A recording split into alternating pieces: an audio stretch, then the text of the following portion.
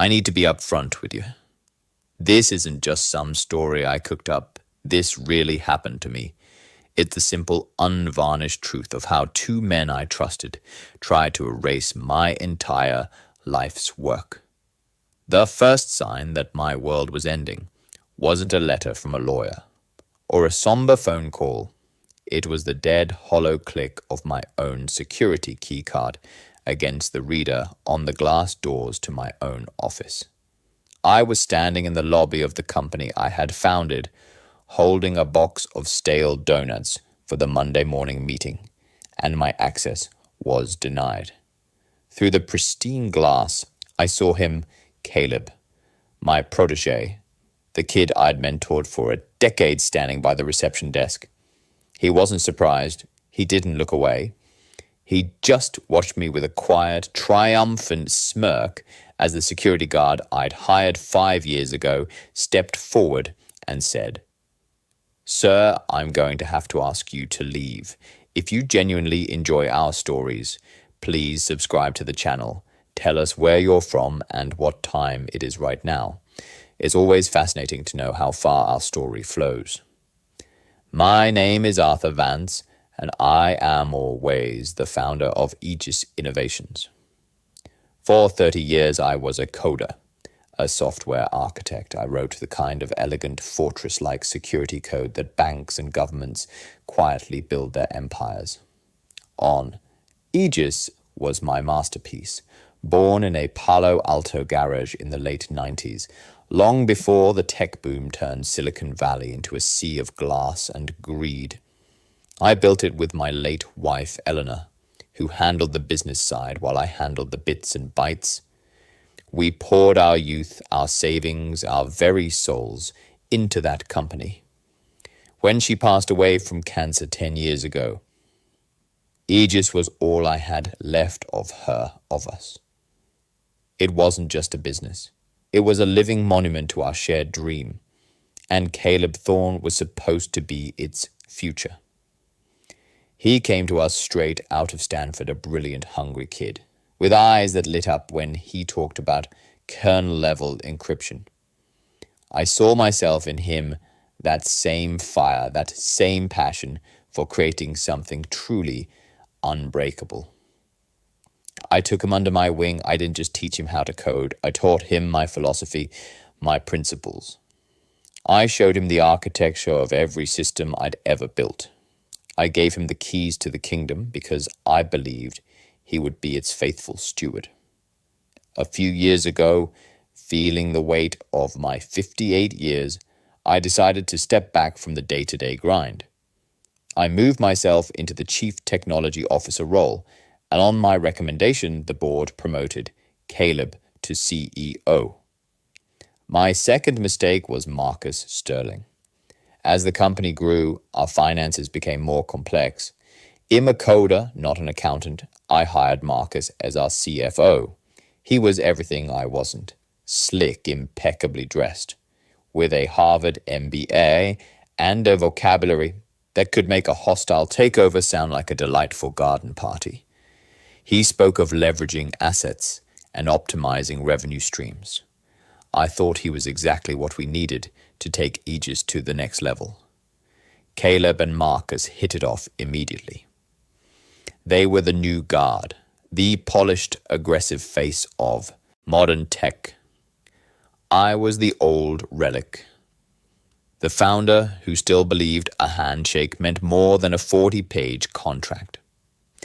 They started having meetings. I wasn't invited to lunches at expensive places in the financial district like Quinza or Coccari Estiatorio, where billion-dollar deals were sketched on cocktail napkins. I told myself it was fine. I needed to let go. I needed to trust them. The day my keycard failed was a Monday. The Friday before, Marcus had called me into the main conference room, the one with the floor-to-ceiling windows overlooking the San Francisco Bay. Caleb was there, looking unusually somber. Marcus did all the talking. He laid out a series of charts and graphs, a blizzard of red ink and downward trends I'd never seen before. He spoke of market headwinds and a paradigm shift in the industry. He said my legacy systems, the very core of our company, were becoming obsolete and that my salary was an unjustifiable expense. He explained with the placid sincerity of a funeral director that the board had approved a strategic restructuring. My position was being eliminated. They were forcing me into early retirement. They offered me a severance package that was frankly an insult, a fraction of what my stock options were worth, contingent on signing an ironclad non-disclosure and non-compete agreement. I was stunned, completely blindsided. I looked at Caleb, expecting him to fight for me to say something. He just stared at the polished mahogany table, refusing to meet my eyes. "It's for the good of the company, Arthur." He mumbled, "It's time for a new direction." I remember feeling the air leave my lungs. This wasn't a business decision, it was an execution. I refused to sign the papers then and there. I told them I needed the weekend to think. "Take all the time you need," Marcus said with a smile that didn't reach his eyes. "Well, have the final documents ready for you Monday morning." And so, there I was, standing in the lobby of my own building, locked out, holding a box of donuts, like some clueless visitor. The guard, a good man named Frank, whose kids' pictures I kept on my desk, looked genuinely pained. "I'm sorry, Mr. Vance. They told me this morning. Your access has been revoked." I didn't argue. I didn't make a scene. I just nodded, turned around and walked out into the crisp morning air of the Embarcadero. I walked to the edge of the pier and threw the entire box of donuts into the bay, watching the seagulls dive and scream. I sat in my car, a 10-year-old Volvo that I'd bought with Eleanor, and stared up at the 20th floor window that had been my office.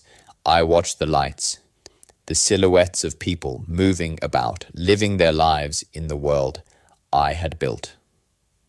And I felt a cold, hollowing emptiness I hadn't felt since the day I lost my wife. They hadn't just taken my company. They had taken the last piece of her, too.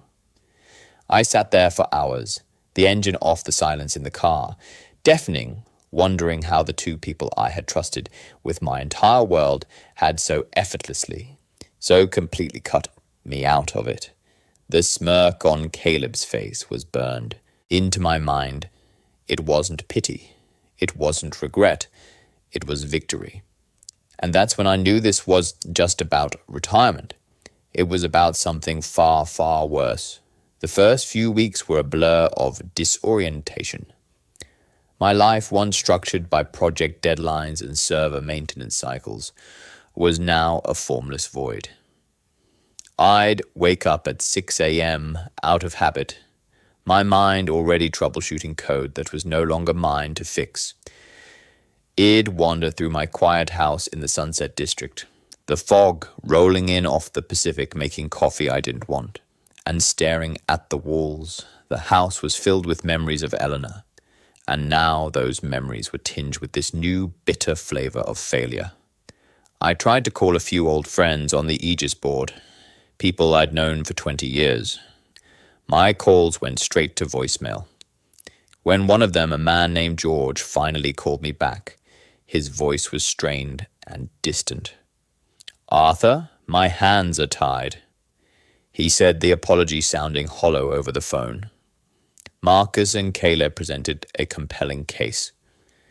The numbers, they were ugly. They said you were resistant to the necessary upgrades, that you were holding the company back. It was a perfectly crafted narrative. I was the aging founder, stuck in my ways. A liability in a fast-moving industry. They had poisoned the well long before they swung the axe. The legal papers arrived via courier, a thick packet from a powerhouse law firm I knew by reputation, one of those aggressive firms in a high-rise on California Street that charged $1,000 an hour to bleed their opponents dry. The NDA was even more restrictive than the one they'd first shown me. It essentially forbade me from talking about Aegis past or present to anyone ever. It also included a clause that stated any attempt to access Aegis digital or physical property would be met with swift legal action. The severance check was enclosed a paltry sum that felt more like a final slap in the face than a golden handshake. My lawyer, a decent but thoroughly outgunned man who'd handled my will, advised me to just sign it. Fighting this would cost a fortune. Arthur, he'd said, his shoulders slumping.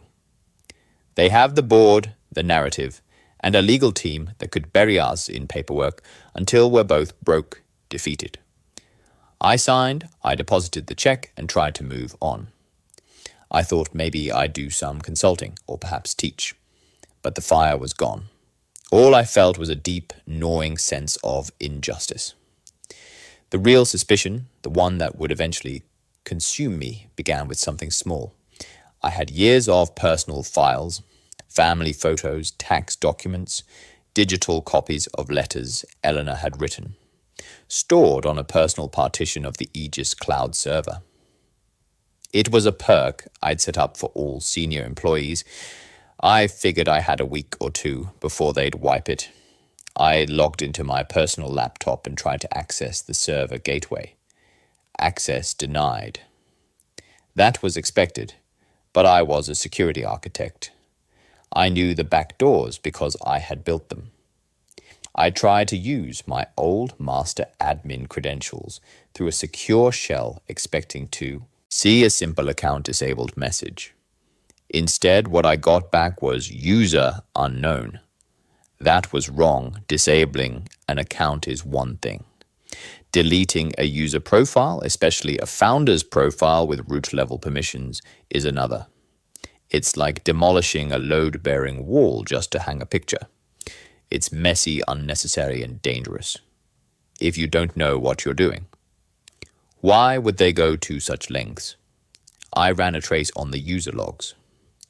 My entire access history, 30 years of my digital life within the company, had been scrubbed.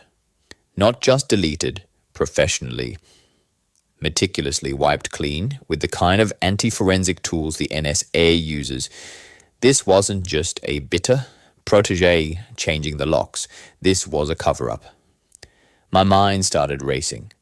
What could be in my logs that they were so desperate to hide? What had I seen, what had I accessed, even accidentally, that they needed to erase from existence? Driven by a new cold curiosity, I started digging. I couldn't get inside their walls anymore, but I knew the company's public-facing architecture like the back of my hand. I spent my nights in my study, the glow of my monitors reflecting in the dark windows, running passive scans on Aegis's main servers. I was looking for anomalies, for anything out of the ordinary. For days, I found nothing. Their external security was perfect. Of course it was. I had designed it. Then I found it. It was a tiny, almost imperceptible flicker of data, a single encrypted packet that was being rerouted from their main data warehouse every night at precisely 300 a.m. It wasn't going to a known client or a backup server. It was being funneled through a series of anonymous proxy servers bouncing from Canada to Eastern Europe before heading to a final heavily cloaked IP address. This wasn't a data backup. This was a stealth exfiltration.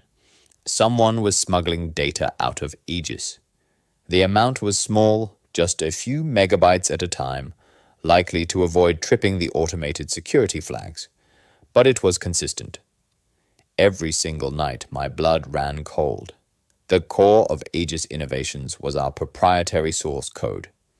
Specifically, the Prometheus engine, an encryption algorithm I had spent the better part of my life perfecting.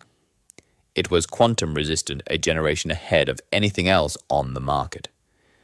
It was the company's crown jewel, worth billions to the right buyer. And someone was walking it out the back door piece by piece, like a thief dismantling a priceless statue in the dead of night. I looked at the timeline. The nightly data transfers had begun 2 days after I was forced out. 2 days, they hadn't just pushed me out to save money or change direction. They had pushed me out so they could rob the place blind. The feeling of loss I'd been nursing for weeks curdled into something else, something harder and sharper. It was the ice-cold certainty that my life's work was being sold off by the very men I'd entrusted to protect it. My company wasn't just being restructured. It was being systematically gutted. This certainty of the crime was one thing. Proving it was another. My first instinct was to go to the authorities to lay out my suspicions for the FBI or the district attorney. But what did I have? The ramblings of a bitter old man, a founder who'd been publicly ousted. All I had was a log file showing a tiny encrypted data stream from a company I no longer worked for. It was circumstantial at best. Marcus and Caleb would paint me as a paranoid, vengeful relic, and with their army of lawyers from the Embarcadero Center, they would bury me. No, I couldn't fight them in the light. I had to find proof, something undeniable. Something that would shatter the pristine image they had so carefully constructed. I had to fight them in the dark, in the world of code and shadows, where I had always been king. My next move was to reach out to the few people at Aegis I thought I could still trust. I started with my former head of engineering. A woman named Maria Wedd worked together for 15 years. I sent her a discreet email from a new encrypted account asking to meet for coffee. We met at a small, out-of-the-way cafe in North Beach, far from the gleaming towers of the financial district. She was nervous, constantly glancing over her shoulder. "Arthur, you can't be contacting me," she whispered, her hands wrapped tightly around her mug. "They've made it very clear. Any communication with you is grounds for immediate termination." I explained what I had found, the scrubbed logs, the nightly data transfers. I saw a flicker of recognition in her eyes, but it was quickly replaced by fear. "Things are different since you left," she said, her voice low. "Caleb is on edge. He and Marcus have locked down everything. Development is siloed. No one has access to the full Prometheus codebase anymore, except Caleb himself. He claims it's for security enhancement. We all have to check out modules to work on them, and they're monitored constantly." She told me about the new atmosphere of paranoia, the sudden dismissals of anyone who questioned the new direction. The entire company was being run on a need-to-know basis, and nobody needed to know anything. I asked her if she could get me a copy of the server access logs from inside the network. She shook her head, her expression pained. "I can't, Arthur. My access is restricted. Everything goes through Caleb now. Everything. It's his kingdom." I left that cafe with a grim understanding of my situation. They had anticipated this. They had isolated me, not just from the company systems, but from its people.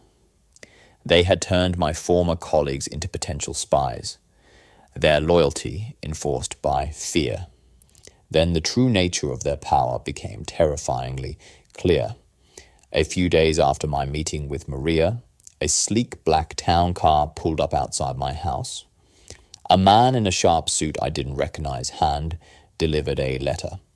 It was from their law firm. It was a cease and desist order. It accused me of attempting to breach company servers and of corporate espionage for contacting a current employee. The language was brutal and precise. It stated that if I made one more move, they would seek an injunction and pursue criminal charges using my clear record of disgruntled behavior as evidence of malicious intent. They were watching me. They must have been monitoring Mariah's communications. They were so far ahead of me, it felt hopeless. That same week, I saw a feature on a tech blog. The headline read, "Caleb Thorne, the Visionary, taking Aegis Innovations into the future." The article was a masterpiece of corporate propaganda filled with quotes from Marcus about their new aggressive growth strategy. It was accompanied by a picture of Caleb smiling, leaning against a brand new six-figure sports car parked in front of the Aegis building. He was wearing a ridiculously expensive watch, the kind I'd never even considered buying. He was living like a king on the proceeds of my life's work. I saw him on social media tagged in photos, at lavish parties on yachts, rubbing shoulders with venture capitalists and celebrities. He was no longer the hungry intern. Id mentored. He was a titan, a power player. He and Marcus weren't just thieves. They were untouchable. They had the money, the lawyers, the board, and the narrative. They had all the power. I was just a 58-year-old man, in an old Volvo, a ghost haunting the edges of a world that had already forgotten me. The weight of their invincibility pressed down on me, and for the first time I felt the cold, hard edge of true despair. It seemed like the fight was over before it had even begun. How could I possibly win against that? The despair lasted for 72 hours. It was a heavy, suffocating blanket of fog, much like the one that routinely swallowed my neighborhood. For 3 days I did nothing. I didn't eat. I barely slept. I sat in my study, the monitors of my computer, dark, and replayed every mistake, every misplaced word of trust, every warning sign I had ignored. I thought about giving up, about taking that severance check and just fading away. Another forgotten founder in a valley that worships the young and ruthless. The cease and desist letter lay on my desk, a monument to my own powerlessness. They had me in a cage, and every time I rattled the bars, they just built the walls higher. On the fourth morning, the fog outside was so thick I couldn't see the house across the street. The silence in my own home was absolute. I found myself standing in front of the mantelpiece, staring at the last photo ever taken of me and Eleanor. It was at a company retreat in Napa Valley 5 years before she got sick. We were standing between rows of grapevines, the setting sun turning the sky orange and purple. She was laughing, her head tilted back, and I was looking at her with an expression of such complete adoration that it hurt to see Eleanor was the fighter. When we started Aegis with nothing but a second mortgage and a server rack in our garage, it was her belief that had carried us through the hard times. When a competitor tried to sue us into oblivion in the early 2000s, she was the one who stared down their lawyers and refused to back down. "Your work is too important to let bullies and thieves take it, Arthur," she used to say. "You built it. You defend it." Staring at that photo, I could almost hear her voice cutting through the fog of my self-pity. What would she think of me now, wallowing in defeat while two slick con artists dismantled our legacy piece by piece and sold it for scrap? The shame was a physical blow. It knocked the air from my lungs and replaced it with a sudden, searing heat. The despair didn't just lift it, burned away, incinerated by a rage so pure and so cold, it felt like liquid nitrogen in my veins. They thought I was an old man. They thought I was obsolete. They had misjudged me completely. They saw the quiet, unassuming coder who wore sweaters and drove a Volvo. They had forgotten that I was the man who had designed the most complex security systems in the world. I didn't just build walls. I knew every secret way to tear them down. In that moment, something inside me shifted. For grief and the shock solidified into a single diamond-hard point of purpose. I wasn't going to get my company back. Our Aegis was already dead. They had killed it. No, this was no longer about restoration. This was about retribution. They wanted to erase me. I would burn their new empire to the ground and salt the earth where it stood. I wouldn't go to the board. I wouldn't go to the press, not. Yet, I would gather my own evidence, my own proof, and I would build a case so airtight, so damning that by the time I was done, their names would be a permanent stain on the industry. I walked over to my desk and picked up the cease and desist letter. I read it again. Not as a threat, but as a blueprint. It told me what they were afraid of me accessing their systems, me talking to their employees. It confirmed they were hiding something. It was their declaration of war, and I was finally ready to answer. I walked into my garage to a dusty corner where I kept my old hardware. I pulled out a series of Pelican cases, the kind used for sensitive electronic equipment. Inside was my old toolkit, a custom-built rig with multiple processors designed for brute force decryption, a sophisticated network analyzer, a set of high-gain antennas, and various other toys. I hadn't touched in years. I had the skills. I had the tools. And now I had the will. My plan began to form not as a single grand strategy, but as a series of quiet, methodical steps. They had locked the front door so I would come in through the basement. They were monitoring the network so I would find a way to get a physical bug inside. They expected a direct assault. I would give them a war of 1,000 cuts. I spent the rest of the day cleaning and assembling the equipment on my workbench. The familiar weight of the tools in my hands calming my nerves, focusing my mind, the old Arthur, Vance, the grieving widower. The discarded founder was gone. In his place was the architect, the builder, the man who understood that every system, no matter how complex, has a weakness.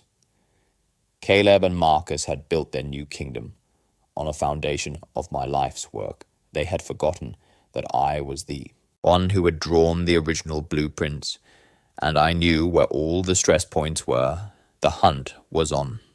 My war began not with a bang, but with a whisper. I knew their digital defenses were impenetrable from the outside. I had to get inside the building. Not as Arthur Vance, the founder, but as a ghost.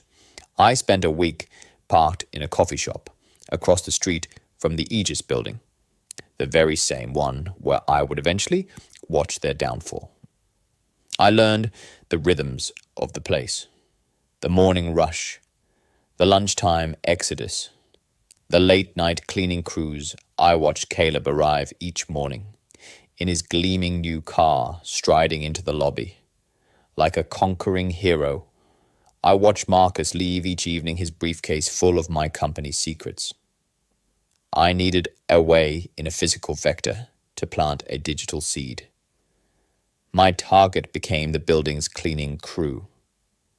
They were practically invisible, moving through the high security offices after hours with a level of access even senior employees didn't have, using a fabricated identity and a burner phone. I tracked down the commercial cleaning company Aegis used.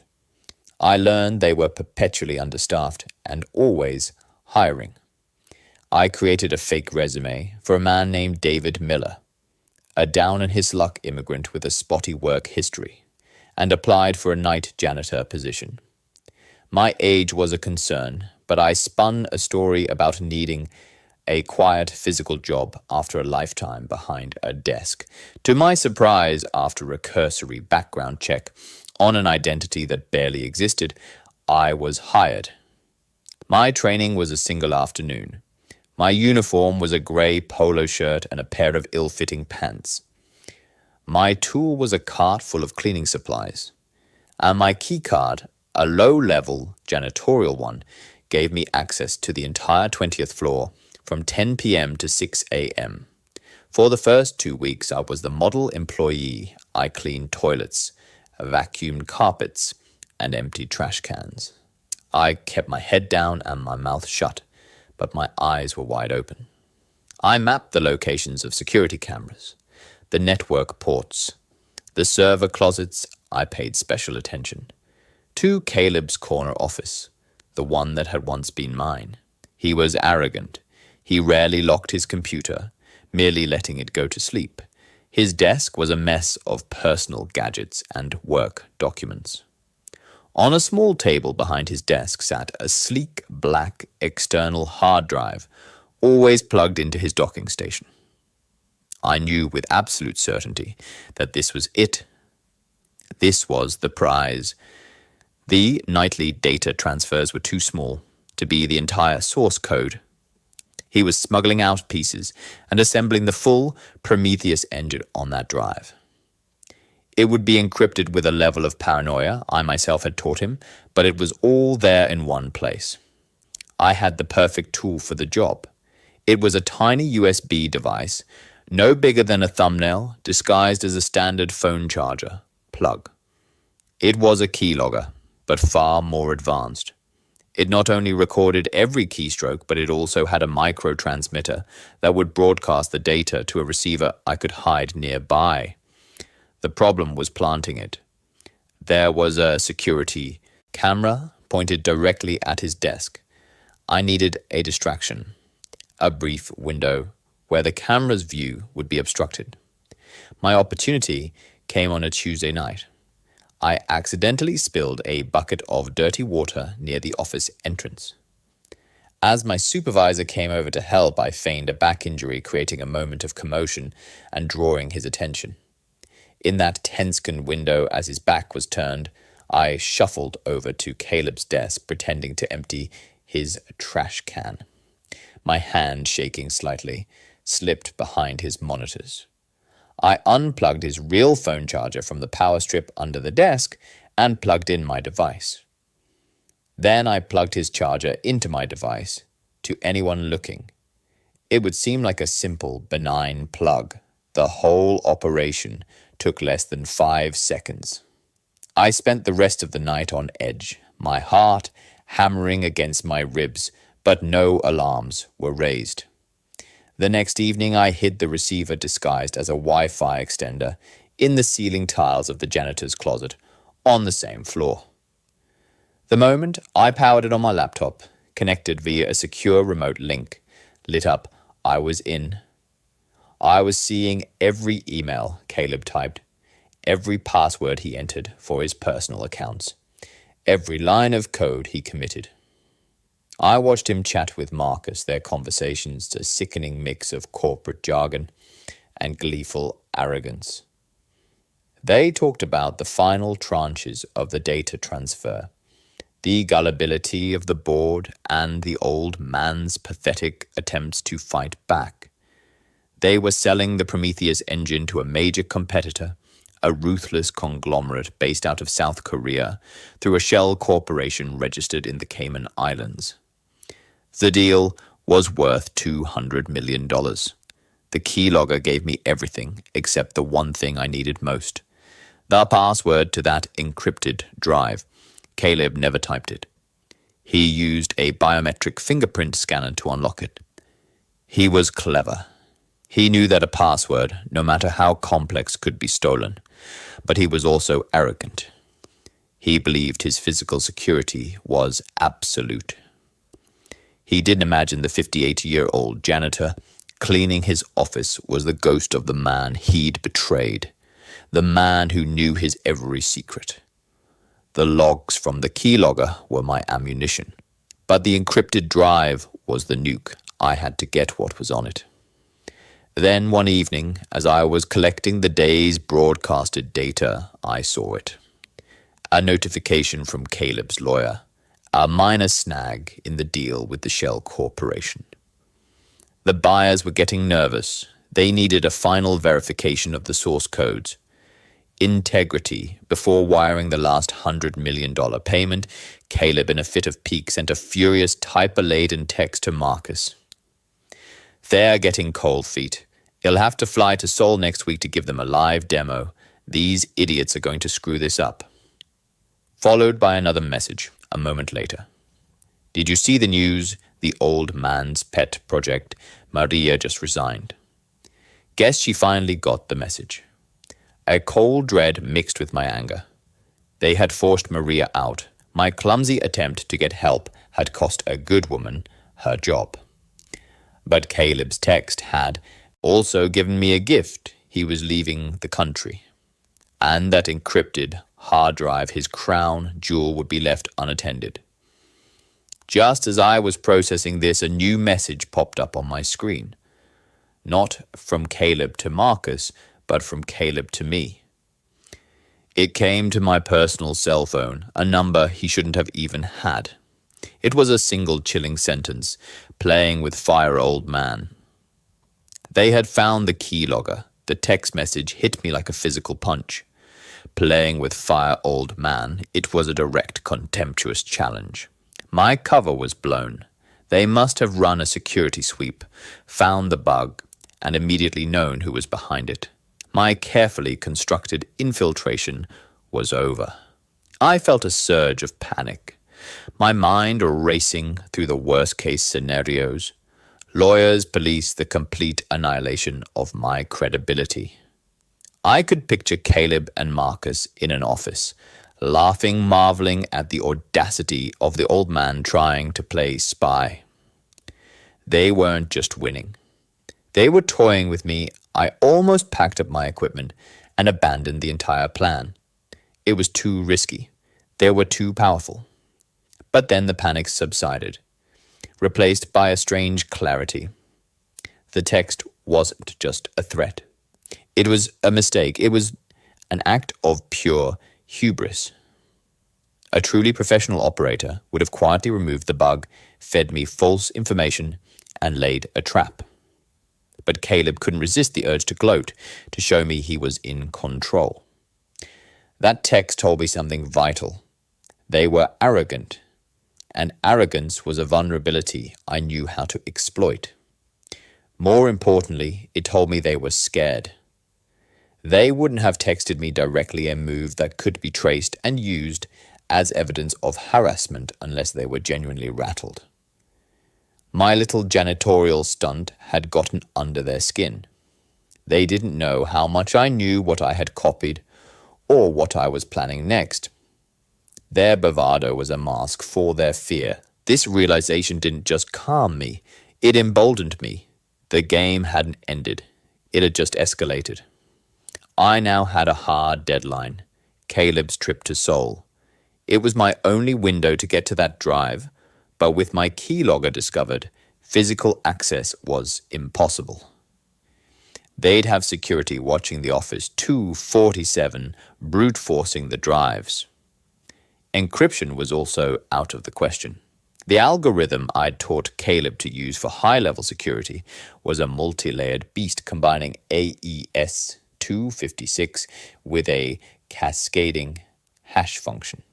Even with my custom rig, it would take centuries to crack without the password. I couldn't force the lock. I had to find the key. And the key was not in the code. It was in the man. I abandoned my hardware and turned to my memories. For the next 3 days, I didn't sleep. I sat in my study with a single legal pad and a pen, and I tried to rebuild Caleb Thorne from the ground up. I sifted through a decade of memories, every conversation, every project, every late-night brainstorming session over cheap pizza. I wasn't looking for technical details. I was looking for his soul. What were his vanities, his fears, his defining moments? What made him tick? I remembered a lecture I gave years ago at Stanford, a guest spot in a cybersecurity class that Caleb had attended. The topic was password philosophy. I had argued that the most secure password wasn't a random string of characters which could be forgotten or stolen, but a complex phrase or sentence that was deeply personal, emotionally resonant, and known only to the user. A good password, I told the students, is a secret you've never told anyone, converted into a string by an algorithm. Only you understand. I had even taught my senior engineers, including Caleb, a specific algorithm for this. It was a private method we called the Aegis cipher. It involved taking a core memory phrase, converting the letters to numbers, weaving in significant dates, and then running the entire string through a sequence of cryptographic hashes. The final password would look like gibberish, but it was born from a single unforgettable secret. The key, then, was to find Caleb's secret. What was the most significant defining memory of his life, his first big success? The day he graduated. No, that was too obvious, too shallow. Caleb was a narcissist, but he was also deeply insecure.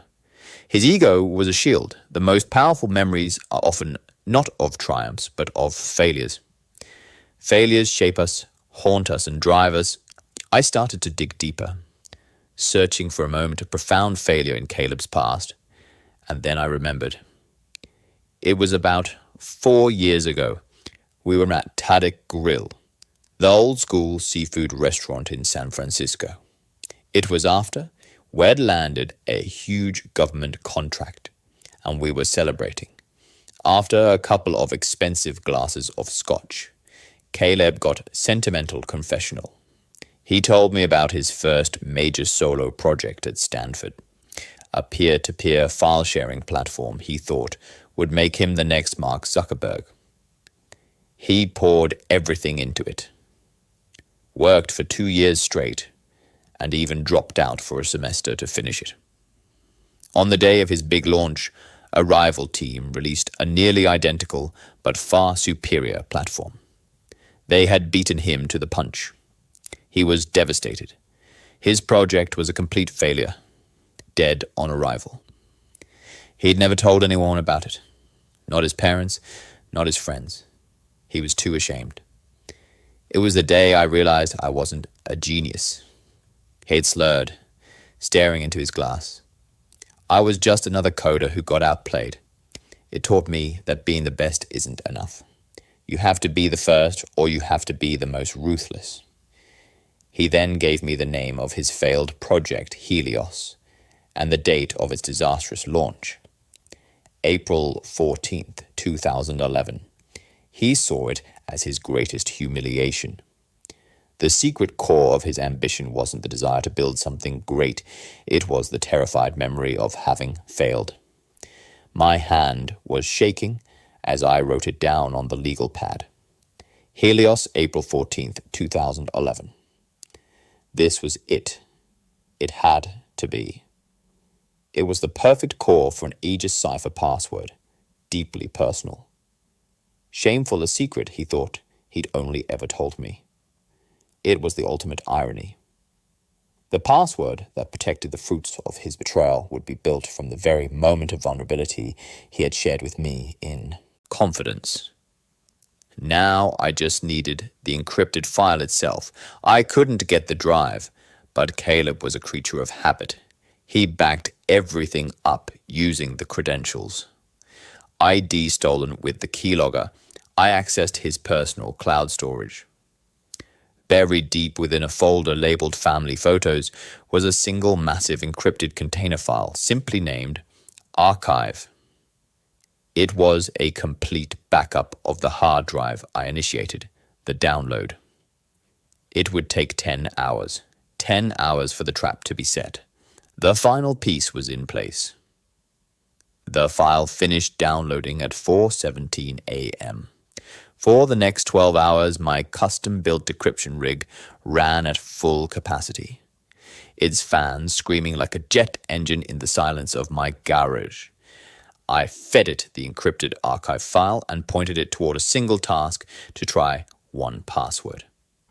Not to guess, not to brute force, but to try one single calculated combination. I constructed it exactly as the Aegis cipher dictated. I took his secret phrase, the name of his greatest failure, Helios, and added the date of its launch, Helios 04142011. Then I added the emotional component, his confession to me. I realized I wasn't a genius. The full memory phrase was Helios 04142011, not a genius. I ran this phrase through the hashing sequence. The resulting password was a 64-character string of utter nonsense, a jumble of letters, numbers, and symbols that no brute force attack could ever guess. But it wasn't random. It was a story. It was his story. I sat there drinking bitter coffee, watching the progress bar crawl across the screen. Every percentage point felt like an hour. This was my last shot. If I was wrong about the phrase, if he'd used a different memory or changed the algorithm, it was all over.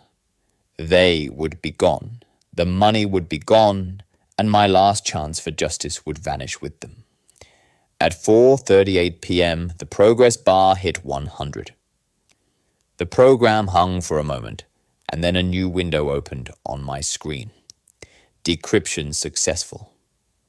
My breath caught in my throat on my monitor. In neatly organized folders was everything. It was a complete mirror of the physical drive. There were the final signed contracts with the South Korean conglomerate, complete with routing numbers for offshore accounts in Panama and the Cayman Islands. There were chat logs between Caleb and Marcus detailing every step of their plan, from the initial scheme to manipulate the board to their contemptuous jokes about my technological senility. There was a folder filled with audio files recordings of their secret meetings where they plotted my ousting. And most damning of all, there was the entire unadulterated source code for the Prometheus engine. It was the smoking gun. It was the murder weapon. It was the confession signed in digital ink. I worked through the night, not with the frantic energy of a hacker, but with the calm, methodical precision of an architect. I wasn't just compiling evidence. I was building a cage. I created 3 identical, perfectly organized digital dossiers. Each one contained the key contracts, the most incriminating chat logs, the bank account details, and a summary of the timeline written with the cold, detached clarity of a legal brief. I encrypted each dossier and uploaded them to 3 separate secure servers. The first dossier was for the U.S. Attorney's Office for the Northern District of California, addressed to the head of the Cybercrime Division. The second was for the Securities and Exchange Commission, Enforcement Division. The third was for a journalist I knew by reputation at the San Francisco Chronicle, a tenacious old-school reporter who had a bloodhound's nose for corporate malfeasance. I wrote 3 short, anonymous emails each, with a link and an access key to one of the dossiers, and then I scheduled them to be sent not immediately, but at precisely 10 a.m. the following morning. I knew from Caleb's stolen calendar that at 10 a.m. Pacific Standard Time he would be walking onto the main stage at the Future Forward Tech conference in Seoul. He was giving the keynote address, the crowning moment of his career. He would be standing in front of thousands of his peers, a global audience watching via live stream, basking in the glory of his new empire. I went back to the coffee shop across the street from the Aegis building. I ordered a black coffee and sat at a small table by the window, my laptop open in front of me. I didn't need to do anything else. The machine was already in motion. At 10 a.m. on the dot, my program sent the emails. I opened the live stream of the conference on my laptop. There he was. Caleb Thorne, looking sharp and confident in a $1,000 suit, pacing the stage under the bright lights. He was talking about innovation, about disruption, about the bold new future of Aegis, the first sign. Something was wrong was a subtle shift in the crowd. A few people in the front row looked down at their phones, their eyes widening. Then a few more, a quiet murmur rippled through the auditorium. Caleb, ever the performer, seemed to notice the shift in energy, a slight falter in his step. On my laptop, a news alert from the Chronicle popped up. The headline was explosive. Aegis Innovations, CEO and CFO accused of massive fraud theft of intellectual property. Caleb's face projected onto the giant screen behind him flickered with confusion. His confident patter slowed. He started stammering. Then, from the side of the stage, two men in dark suits walked out. They weren't part of the conference staff. They moved with a quiet, unassailable authority. They walked directly to Caleb, who had frozen mid-sentence, his mouth agape. One of them spoke quietly into his ear, and the color drained from Caleb's face. Then the live stream camera zoomed in, capturing a look of pure, uncomprehending horror. They gently took him by the elbows and escorted him off the stage as the auditorium erupted into chaos. Simultaneously across the world, in San Francisco, I watched a live news feed. Marcus Sterling was being led in handcuffs out of his favorite Michelin-star restaurant. A look of indignant rage on his face. It was over. I closed my laptop.